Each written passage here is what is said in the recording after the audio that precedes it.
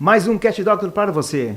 E trago hoje aqui um elenco que daqui a pouquinho eu vou apresentar eles. Mas que nós vamos falar sobre um tema que é cannabis. Cannabis dentro da sua terapêutica, do seu aspecto social e muito mais. Tenho aqui comigo o médico Matheus Tieva. Isso aí? Acertei? Isso, polonês. Olha, tive que treinar bastante, viu? Tive que treinar bastante para pegar e falar esse nome. O administrador, que é o Matheus Almeida, e a Júlia Cecim, psicóloga. Sejam bem-vindos. Obrigado por terem vindo aqui no Cat Doctor. Aqui o elenco são vocês. E, gente, vamos falar e muito sobre... É uma nova terapia? Sim ou não? A cannabis é usada para quê? Né? E dentro do aspecto social, né, Júlia? Vamos falar também a respeito disso. E o presidente da associação, o Matheus, né, falando sobre a sua associação. Certinho? Certo. Então vamos lá, vamos começar pelo médico? Beleza, pode ser. Vamos lá.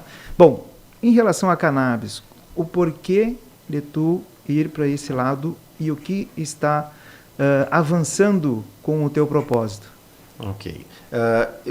Eu comecei na cannabis, eu comecei a estudar alguns anos atrás, né, mas não era de maneira integral nem oficial, né? Eu fui me interessando pela terapêutica, que ela é relativamente nova, principalmente aqui no Brasil, mas eu passei a trabalhar integralmente com isso mesmo no meu consultório cerca de um ano atrás. Uhum. Né? A intenção sempre foi trazer algo a mais que a terapêutica alopática, que a gente chama, né, que seriam os medicamentos tradicionais de farmácia, chegar onde ela não conseguia chegar.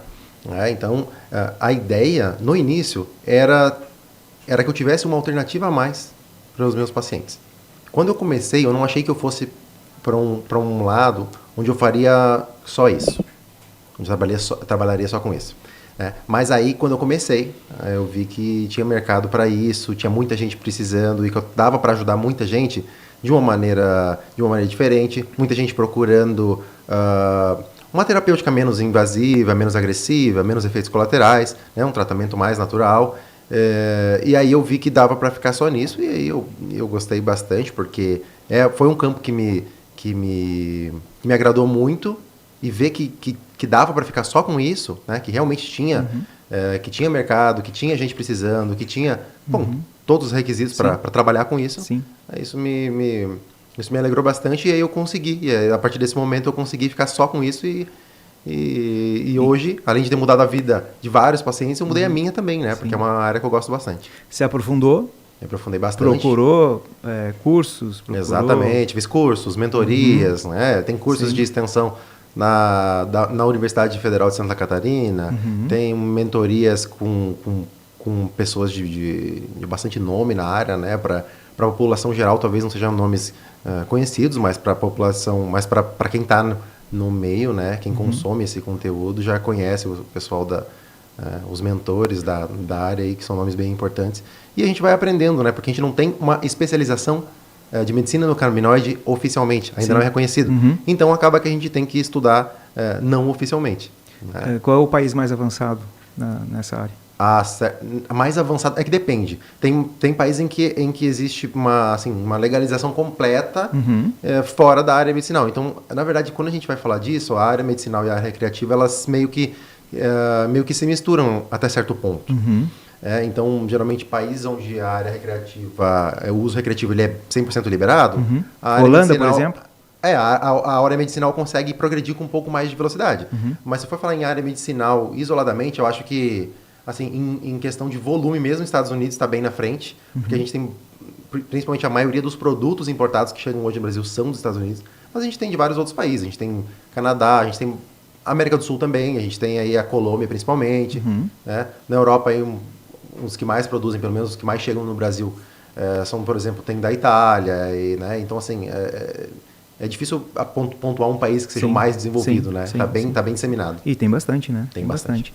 Matheus Almeida, e a associação? Me fala sobre ela.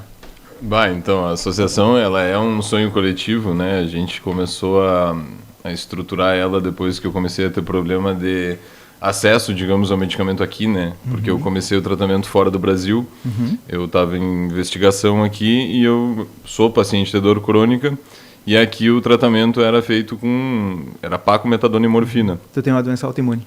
Não, ela é uma degeneração óssea. Ela é uma condição genética que faz com que eu perca, né, e degenere meu osso de forma contínua.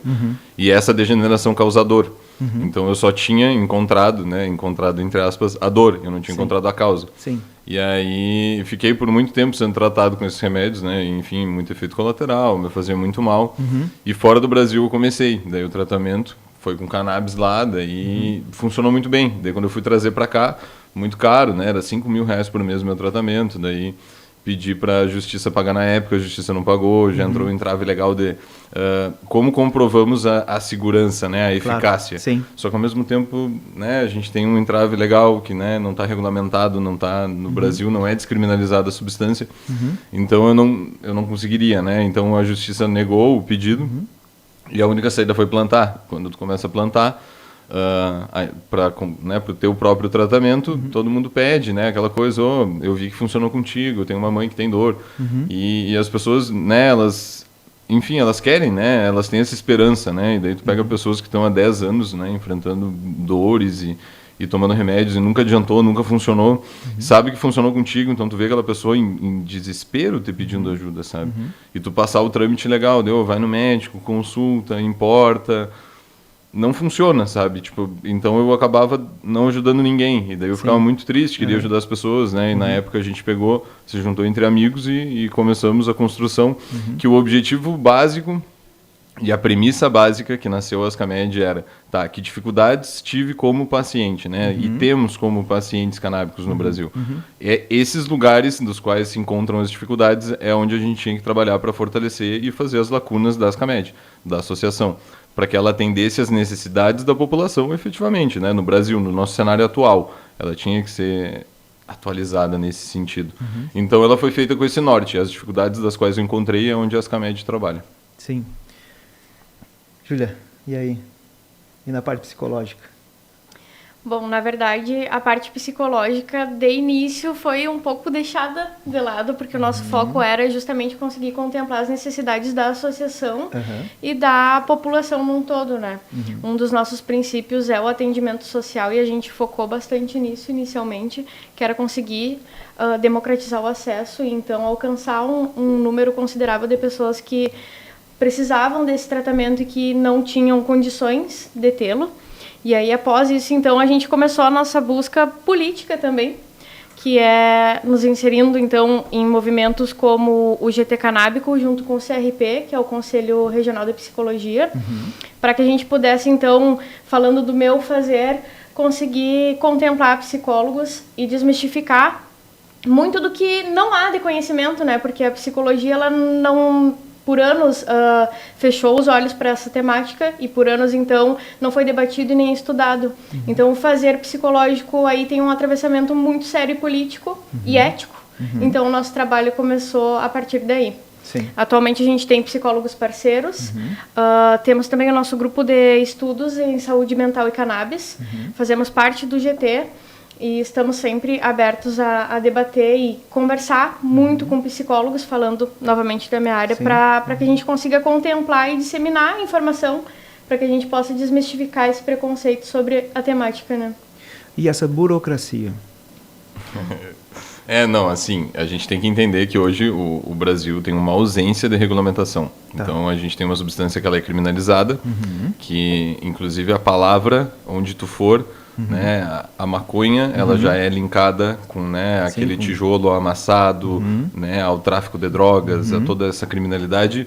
E a cannabis, ela já tem um terninho mais bonito, né?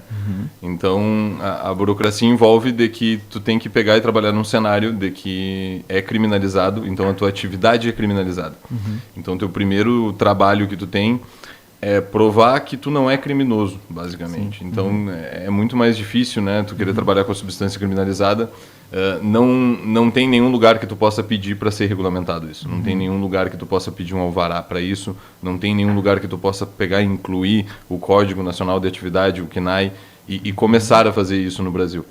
Então, o que tu tem são jurisprudências, né? As associações, elas são jurisprudências. A primeira associação da João Pessoa, Paraíba, fez e ela atende de forma social. Então, quando ela atende, ela cria uma jurisprudência para que a gente possa achar uma forma de atender essa lacuna. E as associações é algo bem brasileiro mesmo, né? Em países que não têm essa regulamentação, a associação não é algo que funciona tanto como no Brasil.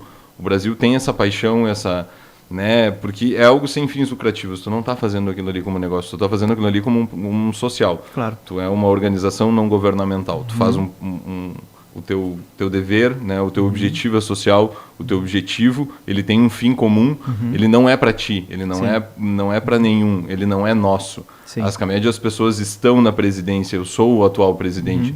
Eu não sou o presidente das Camed, eu não fico como presidente sempre. Então, é algo que é feito para a sociedade, não é algo para ti.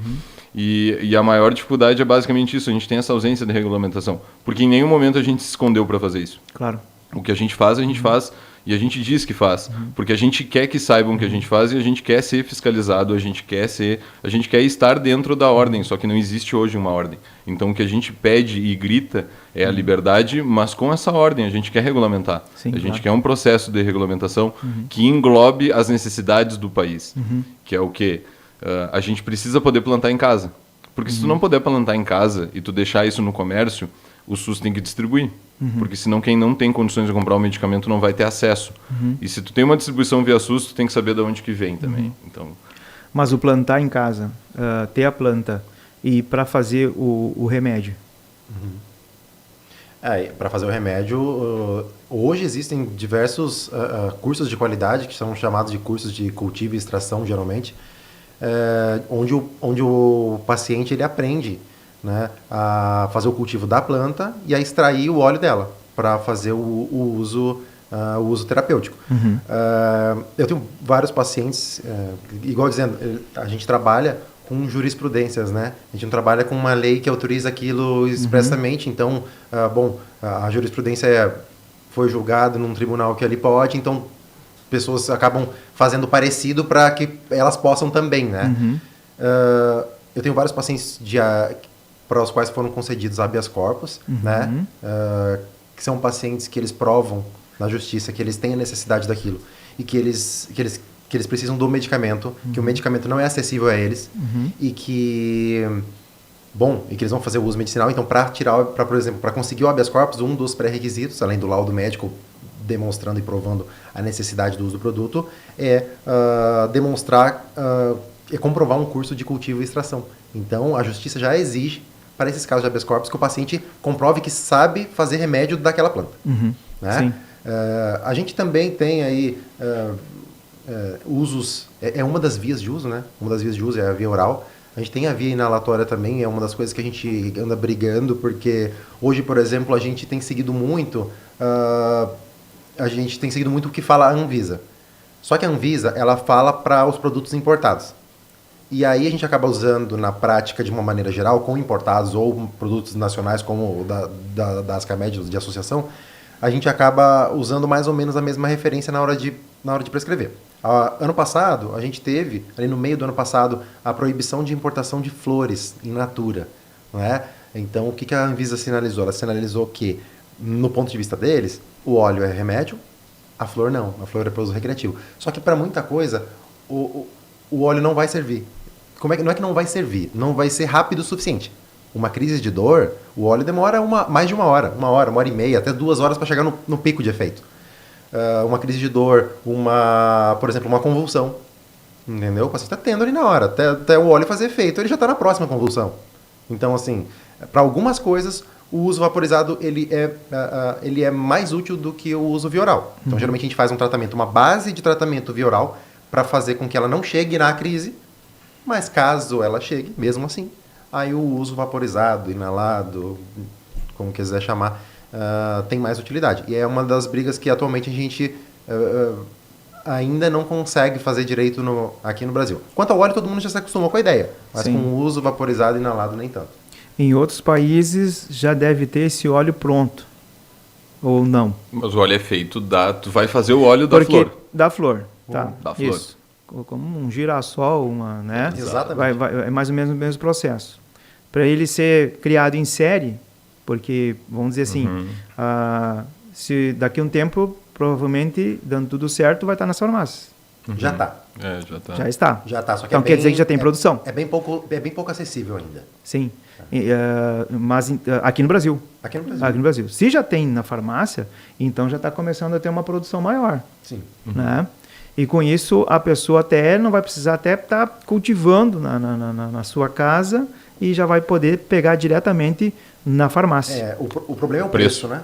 Preço. Preço. Ela tem que ter dinheiro para aí comprar. que tá, exato, quando tu falaste, né, na situação da ONG, né, da organização não governamental, existe a situação social, no sentido de que vocês estão levando, né, esse tipo de terapia para aquelas pessoas que, né, precisam, mas não têm, que precisam e que tem mais, que vão ter, né, a situação de monetária, né, vulnerabilidade, exatamente, para conseguir. Bem, vamos pegar o Matheus paciente e o Matheus médico. Está acompanhando ele? É meu paciente. Exatamente. E na evolução do Matheus paciente, como está fazendo a situação dos exames, desse acompanhamento? Tem uma parte do acompanhamento que ele já fazia quando ele começou, com toda aquela história que ele contou, ele já fazia lá, e ele ainda mantém um certo vínculo com eles. Porque é uma coisa bem específica, porque ele tem uma doença do metabolismo ósseo, na verdade. Né? Não é uma doença autoimune. É um gene lá específico que codifica o metabolismo ósseo e ele é feito de uma maneira Bugada. É uma maneira errada. Um errinho. Então, ele já tem esse acompanhamento lá. Mas o acompanhamento que a gente faz aqui é questão de dose para uma abordagem sindrômica. Porque o que é uma abordagem sindrômica? A gente tem algumas maneiras de abordar uma doença. A gente pode abordar ela pelo nome da doença. Então, serve para isso, serve para aquilo, serve para dor, serve para ansiedade, serve para depressão, insônia. Ou a gente pode fazer uma abordagem que a gente chama de abordagem sindrômica. O que é uma síndrome? Uma síndrome é um conjunto de sintomas. Então, tu pode fazer a abordagem através dos sintomas. Né? Então, como é que está a dor?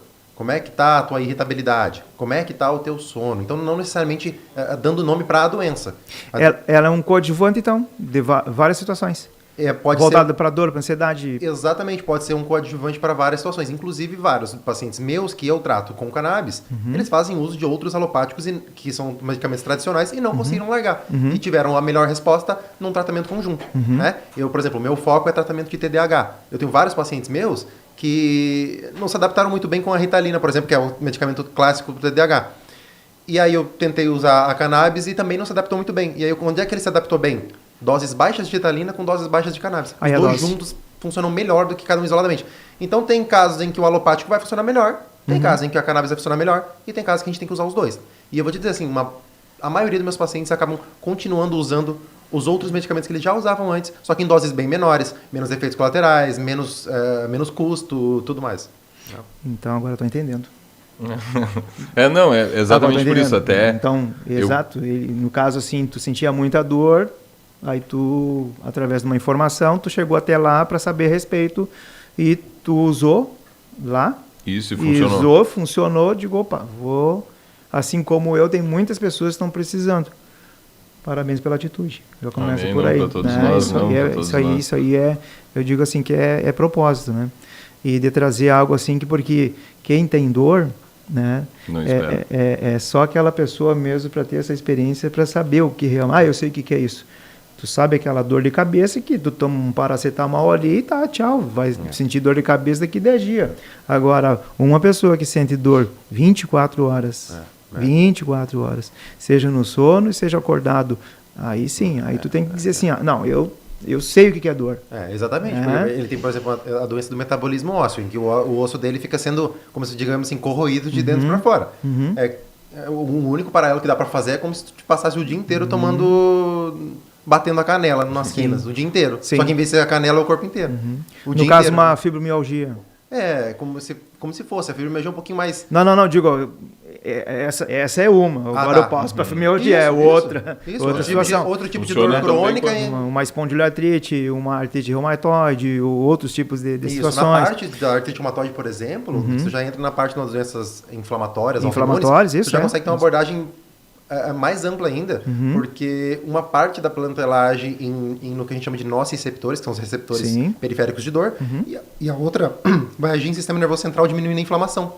Quando a gente fala de doenças inflamatórias que causam dor, então tu tem as duas abordagens. A abordagem no centro da dor e a abordagem reduzindo a inflamação, que causa dor também. Então tu tem uma resposta melhor ainda. Né? Sim.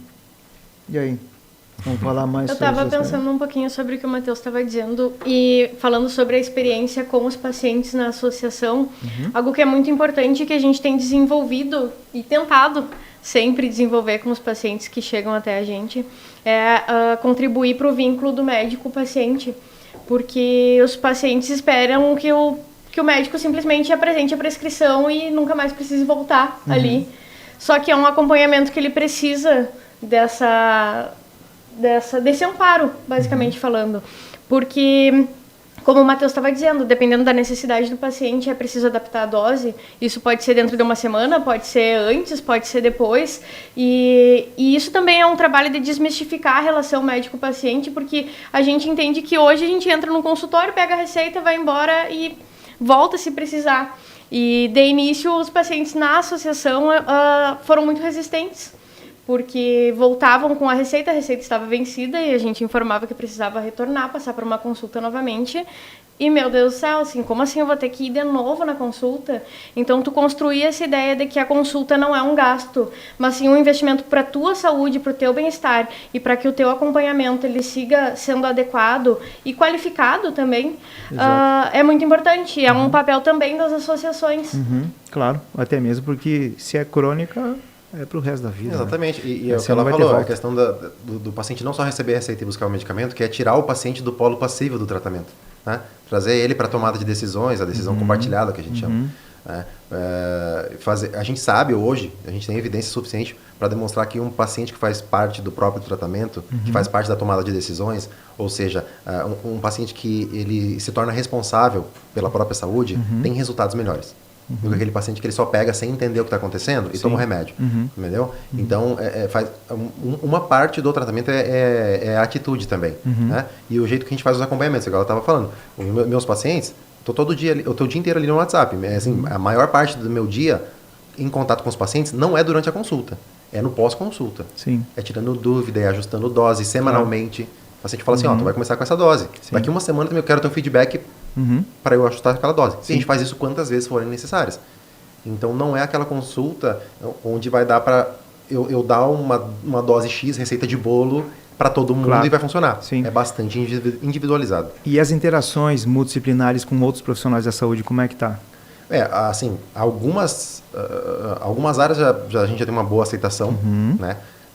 Existem outras áreas, como, por exemplo, a área da psiquiatria, né? Onde eu tenho vários colegas que são prescritores de cannabis e que são psiquiatras, mas que o meio deles, né, por exemplo, as associações, né, não essas associações, a Associação de Psiquiatria, por exemplo, claro. Elas são bastante resistentes. Né? E o problema de ser resistente não é tu não usar o que não funciona, é tu deixar de aprender, por exemplo. Então, a gente vê que hoje tem muita evidência, só que o problema é que a maioria das evidências, por mais que o sistema endocannabinoide, que é o nosso sistema onde a cannabis age, os canabinoides, que são os compostos ativos dentro da cannabis, tenham sido ali isolados ali na década de 70, mais de 50 anos já, a maior parte dos estudos, mesmo, aconteceram nos últimos 10, 15 anos. Então, assim, quem deixou de olhar para evidências, para a evolução do negócio nos últimos 10 anos, perdeu a maior parte, de longe, da evolução. Então, se o último estudo que eu vi foi 10 anos atrás, com certeza eu vou olhar e falar, não tem evidência de que funcione. Claro. Só que se for olhar, grandes estudos estão sendo feitos ali.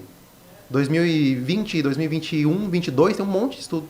Tem estudos saindo hoje aí, mas então assim, foi exponencial a quantidade de estudos. Sim. E uma coisa que pode parecer meio contrassenso assim, é que a instituição individual que mais tem publicações sobre cannabis no mundo, hoje, é a USP. Olha aí. Então, assim, num país onde não é regulamentado o uso. Exatamente. Então, imagina quando for, onde essa instituição pode chegar com estudos de qualidade. Né? Então, o Brasil tem muito potencial. A gente tem uma das melhores terras para plantar, a gente tem uma das melhores instituições para estudar. Então, assim, a gente pode virar uma potência. Né? E tem muitos outros usos. Né? A gente pode usar a flor para fazer remédio, a gente pode usar o caule para a indústria têxtil, para fazer tecido, roupa. né? Então, assim, Construção civil. Construção civil. A gente foi, né? Eu fui ano passado, setembro do ano passado, na Expo Cannabis, por exemplo, que foi em São Paulo, e lá a gente tinha vários estandes, tinha o pessoal das roupas feitas com a fibra do cânhamo, né? Que é outro nome para cannabis, para maconha. A roupa, daí tinha o pessoal que tinha os tijolos, como ele disse, né? Da construção civil tinha os tijolos feitos da fibra. Então, tu pode usar as partes da planta para fazer várias coisas. Então, assim, se a gente sair da parte terapêutica em si e for para a parte econômica, é um baita negócio, entendeu? Ou seja, E mesmo assim, né, desculpa, Douglas, apesar de ser uma potência para o país e, enfim, de ter um grande potencial aí, a gente tem uma dificuldade de trazer essa informação para a população. Inúmeras dificuldades, porque o preconceito ele tá aí, ele é, querendo ou não, a maior barreira que a gente encontra. Então, é muito difícil que a gente consiga desmistificar tudo isso e fazer com que a população entenda que consiga perder o preconceito da maconha e que a gente possa dialogar de uma forma horizontal. Como o Matheus mesmo falou, né, da situação da maconha. A maconha, quando se fala em maconha, é o lado negativo. Quando se fala da cannabis, hoje as pessoas vão começar a sentir... Gostei da analogia do terninho, né? Não, calma aí. Aqui, até vamos falar de jaleco. Não vamos falar de terno, vamos falar do jaleco. Não, a cannabis ela está trazendo benefícios, né? Benefícios à população, né? E que vocês estão começando até de pé direito, no sentido assim, olha, nós estamos trazendo um meio social para vocês, para que vocês tenham mais um amparo, que tenha algo que ajude vocês de uma forma terapêutica, que diminua aquilo que mais, né, dói no corpo da gente, que é a dor crônica, aquela dor inflamatória, como falaste. Exatamente. Se aumenta a inflamação, aumenta a dor. Se diminui a inflamação, diminui a dor. Né? Então, são todas as situações, e ela está ali para ajudar a regular. E quando eu falo na situação de multidisciplinar, com certeza vão ter outros profissionais que vão começar também a se integrar junto, porque é importante não só o Matheus, médico, estar ali junto com aquele paciente, porque ele sabe que tem que ser multidisciplinar, né? Vai ter que ter o traumato, vai ter que ter aquele clínico, vai ter que ter junto ele e outros que também vão entrar na mesma situação tua. Não só isso, até como estamos, né, na UFSM, a gente tem parceria. Se tu pegar em multidisciplinar, ele sai inclusive da área da saúde, né? Porque tu pega ali o cânhamo, a maconha e a cannabis, as três coisas são o mesmo sujeito com roupas diferentes. O cânhamo é qualquer genética de cannabis ou da maconha que tenha baixo teor de THC. Então, se tu tem uma planta que a genética produz alto CBD e não alto THC, o THC é o psicoativo, né? E o CBD, enfim, ele é antagônico, acho que seria a palavra, ao THC. Ele é o que a gente chama de modulador alostérico. É o que ele faz. Ele consegue segurar os excessos, na verdade. Sim. Né? Então ele não é um antagônico a ponto de tirar o efeito. Ele é antagônico a ponto de modular aquilo para que ele não seja exagerado. Sim. Então é o que é perfeito, né? Exatamente. Sim. Então, a cannabis ou a maconha seriam plantas, né, que nem, inclusive, se fala o skunk, né? O skunk seria, daí, de novo, a mesma coisa, só que com mais THC que o normal. Então, vão se criando nomes, né, mas é a mesma coisa. Fala do THC. O THC é o psicoativo, né? Se considera como vilão, tá? A sigla HC é tetrahidrocannabinol. Isso aí, para vocês saberem, né? Tetrahidrocannabinol. O pessoal saber ali o que se trata. Tetrahidrocannabinol. Lá no FSM, a gente está fazendo teste com todas as genéticas. A gente tem genética alto CBD e a gente tem genética alto THC. E a gente testa inúmeras coisas, tá? Um exemplo, a agronomia testa o efeito de controle de solos contaminados com nematóides com folhas. Folha é uma parte que tu não usa na produção medicinal do óleo fitoterápico. Então, ele é algo que tu não usa, tá? E esse algo que tu não usa, se tu pegar e fizer, só macerar, a UFSM está descobrindo que mata e controla nematóide no solo. Então, ok. Outra coisa, tu plantar ela, a raiz dela retira metal pesado do solo.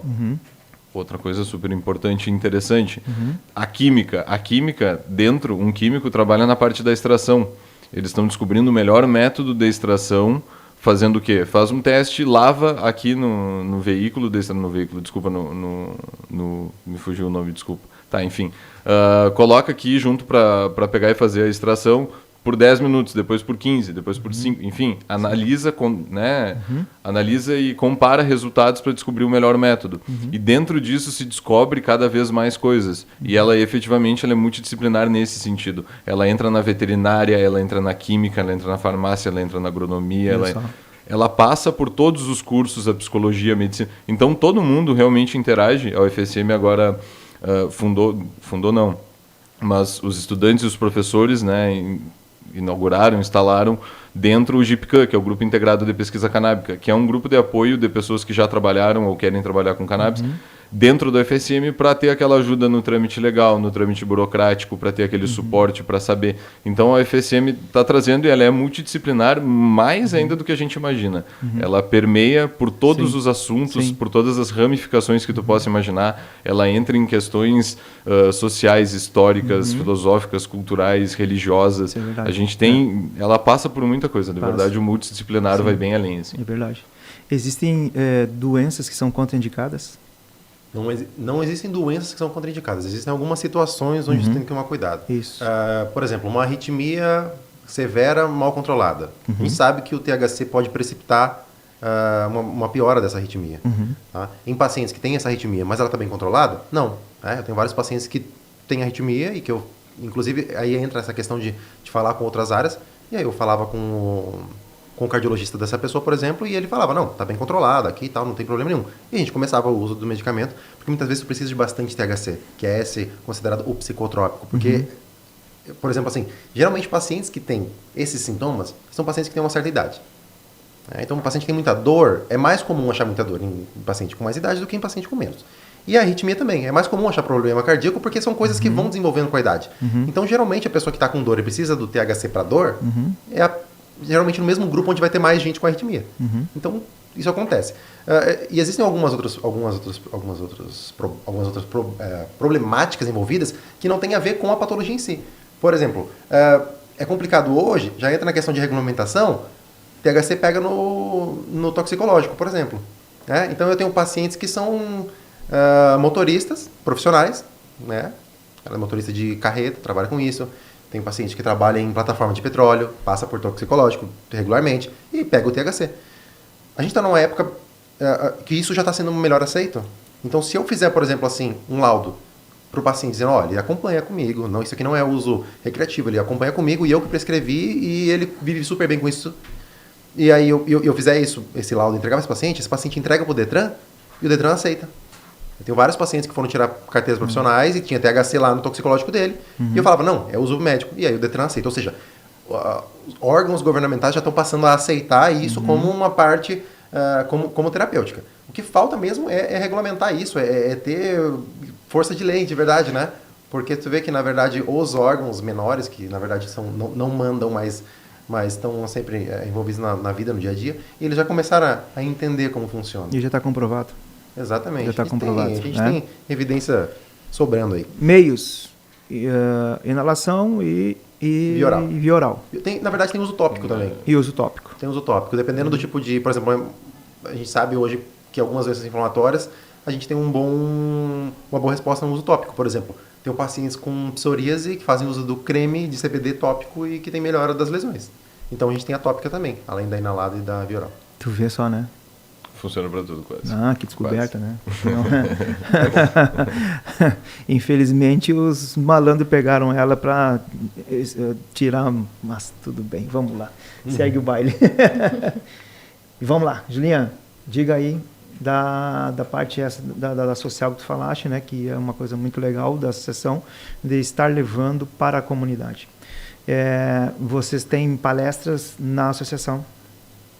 A gente trabalha com eventos. Ou vocês vão até o lugar, vão até o local, fazem... Até então, na verdade, o ano passado foi o ano que a gente mais teve movimento nesse quesito, sim, de participarmos e promovermos eventos, justamente para convocar e abrir o espaço para a população tirar dúvidas. Até o último, o Matheus também estava presente. E a ideia é justamente que o pessoal se aproxime, tire suas dúvidas. Bastante pessoas perguntaram sobre patologias, principalmente para a área médica, que é a parte que mais tem dúvidas, né? E que o pessoal traz o seu sofrimento também à tona na sua fala. Então, o nosso movimento tem sido esse, além de participar do Conselho Municipal de Saúde, dessas pesquisas com a UFSM. Que mais, Matheus? Pois olha, eu acho que na verdade o mais importante que a gente tenta também é levar, né, quando tu leva a informação, e também a gente, né, fez digamos, dentro...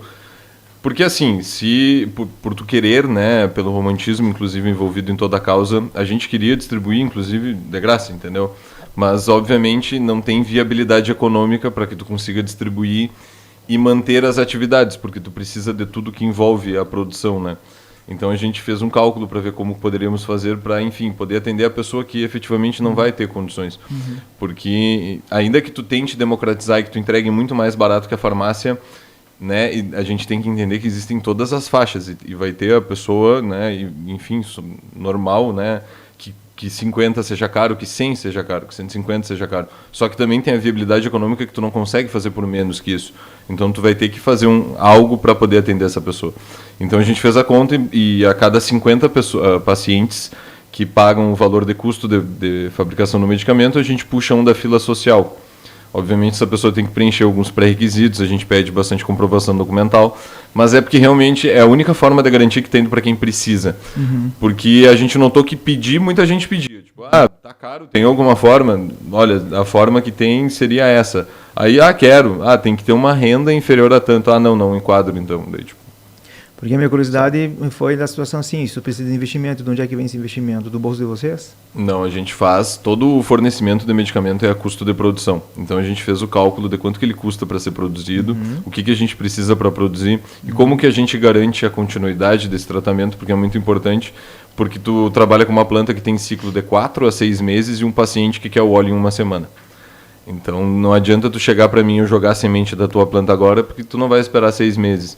Então tem que ter um planejamento em cima das pessoas que estão entrando, tu tem que fazer todo um cálculo, tu tem toda uma estratégia, tu tem a tua saúde financeira, tu tem que pagar a mão de obra, tu é sem fins lucrativos, tu tem que organizar tudo isso. Então o cálculo que a gente conseguiu fazer é isso, e a gente baixou o menor preço possível, só que ao mesmo tempo é tipo isso.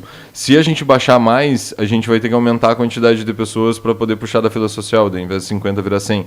Então é tudo o equilíbrio, né? A gente tem que buscar para onde vai. E todo e qualquer aprimoramento de que a gente faz em infraestrutura, em pessoas, em qualificação, todo o foco é o resultado final no associado.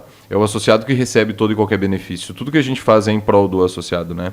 É para que o associado consiga seguir recebendo o seu medicamento. Então é tudo estudado e tudo elaborado, tudo arquitetado para que isso aconteça de forma contínua.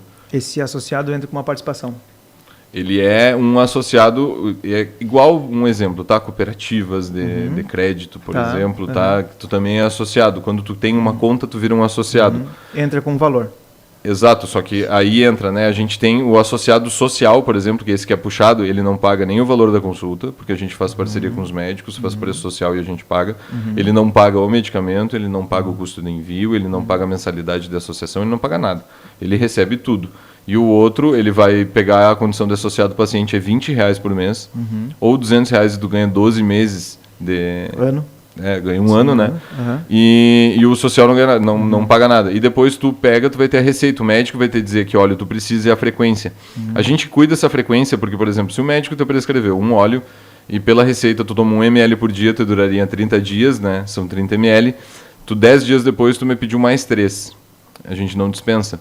É dispensado de acordo com a receita médica. A receita médica tem que estar atualizada. E ele recebe só para o tratamento dele. Ele não consegue distribuir. A gente não comercializa. A gente fornece o que está prescrito na receita da pessoa. Sim. E exclusivamente isso. E daí a pessoa vai poder tomar naquela frequência e antes de acabar, obviamente, ela entra em contato conosco e a gente dispensa de novo. E aí o médico mesmo, no cálculo com o paciente, ele calcula algo que fique bom. Porque se tu pegar um óleo concentrado demais, ele durar meio ano, não vale muito a pena para o paciente. É a validade. Exato. Então tu tem que pegar um óleo que dure, mas também não pode durar uma semana. Porque para ele ficar ruim, como é que ele vai pedir um óleo uma semana? Sim. Então o médico tem que fazer todo esse cálculo também. E tem a dosagem também. Muda muito, né? Exato. Muda demais. E aí acaba que o médico tem que ser bom em matemática também, né? Porque, por exemplo, as concentrações, vou falar, as concentrações podem não fazer muito sentido agora, mas, por exemplo, as mais comuns são 3%, 6% e 10%. Então, às vezes, eu tenho que fazer a conta. baseado, olha, esse paciente aqui, por exemplo, estou tratando para um caso clássico que é uma epilepsia. Eu sei que uma epilepsia normalmente precisa de doses maior do que um paciente que trata para ansiedade. Eu sei que um paciente que trata para ansiedade vai ficar a maioria fica entre 20 e 50 miligramas de CBD por dia. Um paciente de epilepsia, eu tenho, por exemplo, um paciente, uma criança que eu atendo, que ela tem 8 anos e ela usa 300 miligramas por dia, porque as doses para epilepsia são mais altas. Então, essa é uma paciente que usa 300, uma criança, enquanto tem adulto com ansiedade que usa 30, porque para ansiedade a dose mais baixa funciona melhor. Então, eu sei que ela vai usar 10 vezes mais. Então, não adianta eu prescrever o mesmo frasco, entende? Então, para essa criança não vai durar nada. Sim. E para aquele adulto vai durar meses. E reações adversas? Reações adversas mais comuns são náuseas, tontura, sonolência, alguma dor de cabeça. A maioria delas são leves e passageiras. Geralmente são mais no início do tratamento, depois se acostuma e passa como com medicamentos de farmácia também. Também costuma acontecer. Né? Menos agressivo para o organismo. Menos agressivo, menos riscos né, de reações adversas sérias. Claro. Tá? Por exemplo, vamos fazer um paralelo aqui com medicamentos que são muito utilizados, como ele citou medicamentos mais cedo para dor, da classe dos opioides, né, que são aqueles tipo morfina, codeína, tramadol, esses. E medicamentos utilizados como antidepressivos, por exemplo, a classe dos benzodiazepínicos. Né? O clonazepam, o diazepam, todos esses. Esses medicamentos, eles podem causar, em doses mais altas, geralmente pode causar depressão respiratória, por exemplo. Ou seja, o que é a depressão respiratória? Diminuir o drive, a intensidade da respiração, a frequência da respiração, e isso pode causar problemas. A gente sabe que nos Estados Unidos eles estão com uma crise dos opioides muito forte lá, que eles estão tomando opioide em festa, xarope de codeína que é utilizado para tosse, lá eles têm um acesso muito mais fácil, eles misturam em refrigerante, tomam. E está tendo casos muito graves, casos em que a depressão respiratória é tão intensa que baixa a frequência respiratória para um nível onde o cara não consegue aquela quantidade de oxigênio que ele precisa para viver. E ele morre, ele entra em parada por causa do medicamento.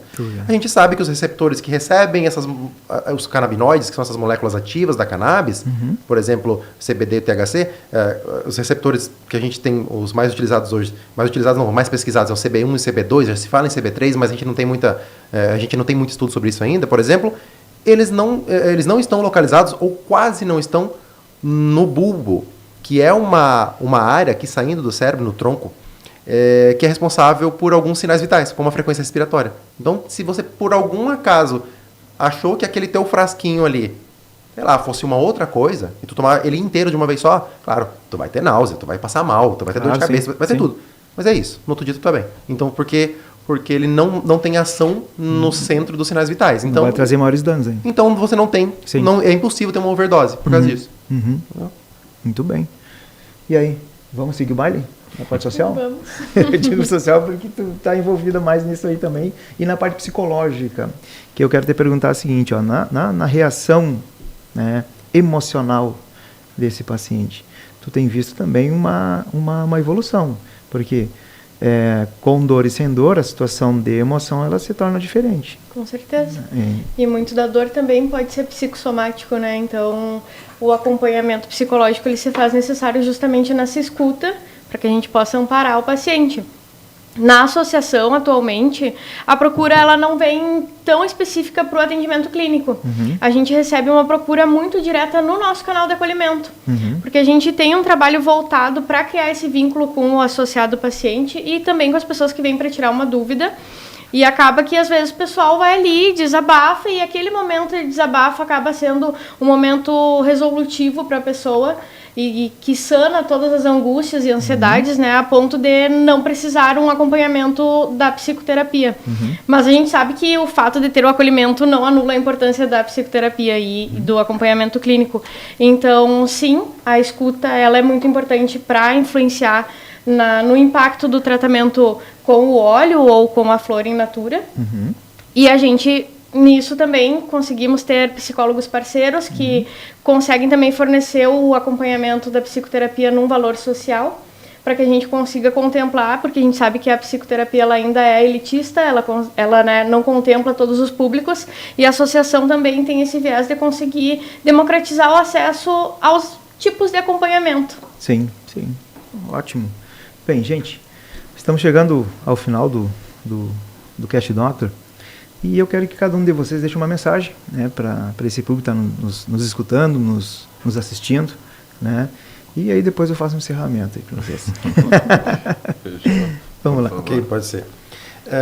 Bom, a mensagem que eu quero deixar é muito relacionada a pedidos e queixas que eu geralmente recebo, que é a questão de eficácia e segurança. É uma dúvida que todo mundo tem.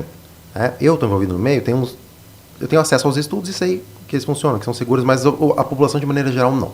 Então o que eu queria dizer, existe hoje evidência sólida suficiente. Quando eu falo de evidência sólida, eu estou falando de estudos de altíssima qualidade, bem desenhados e bem controlados, que demonstra eficácia em diversas patologias. Aí cada patologia, claro, individualmente tem a sua eficácia, mas mais do que isso, segurança.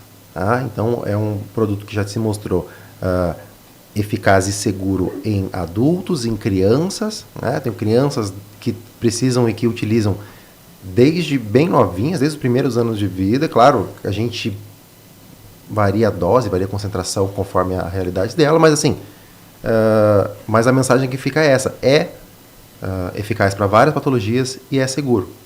Então, né? Então o pessoal tirar esse receio de que vai usar e vai ficar dependente, que vai ficar aquilo não. Ele é um medicamento bastante seguro para ser utilizado a curto e a longo prazo. Tá? Muito bem. Perfeito. Pois eu vou até separar em dois, se tu me permite, porque eu queria deixar, na verdade, um recado porque tem dois públicos que são atendidos com cannabis hoje, né? É o público que já usa e o público que não usa. Para o público que não usa, converse com o seu médico, pesquisa, coloca a tua patologia, coloca o teu, enfim, o que tu estiver sentindo e coloca a palavra cannabis do lado no Google, dá uma pesquisada, dá uma conversada com o médico, né? Procura um profissional habilitado, conversa e vai sem o preconceito, vai esquecendo do que tu viu, né? Daquela apreensão no Rio de Janeiro, aquela apreensão enfim, em qualquer lugar, né? Que teve, aquela notícia que tu viu, então ignora essa parte. E pensa no viés terapêutico, no potencial terapêutico, né? E se tu já é uma pessoa que já teve uso, que já fez o uso, não fez o uso com acompanhamento, não fez o uso da forma correta, ou faz o uso, né? Pensa e para pensar e se perguntar o porquê que tu está fazendo uso. Porque tu pode estar fazendo um uso terapêutico sem saber, só que de uma forma errada, né? Então, às vezes, eu chego em casa, estressado do trabalho e acabo precisando fumar, enfim, o uso que for. Pô, tu tá com estresse, tá com ansiedade, né? Procura um acompanhamento, toma da forma correta, faz o acompanhamento certinho. Então, isso aí. Para ambos, eu acho que inclusive, né, a gente vê muita da galera que usa, levanta bastante essa bandeira, nos apoia, mas é super importante que essas pessoas façam um bom uso. Porque eu acho que é muito importante que tu levante a bandeira fazendo um bom uso, né?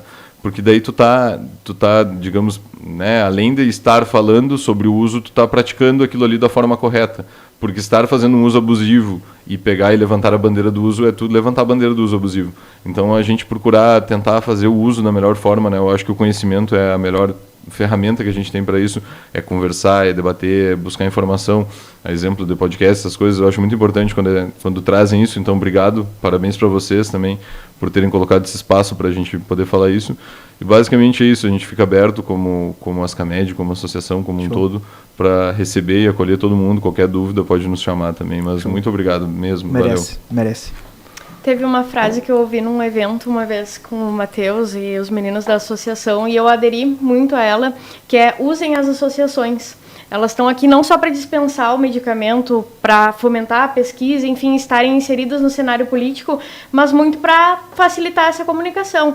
Então, se no Google tu não ficou satisfeito com a tua pesquisa, tu está procurando por um médico, tu não sabe que médico escolher, mesmo que tu digite no Google, tu leia sobre, usem as associações, elas indicam médicos, elas conversam com a pessoa, tiram dúvidas. Quando elas não têm dúvida, não têm a resposta para a dúvida, elas conversam com os médicos para tirar as dúvidas. Então, usem desse mecanismo, porque a gente está aqui para isso, para servir a população, a necessidade da população e proporcionar o bem-estar para todo mundo. Maravilhoso.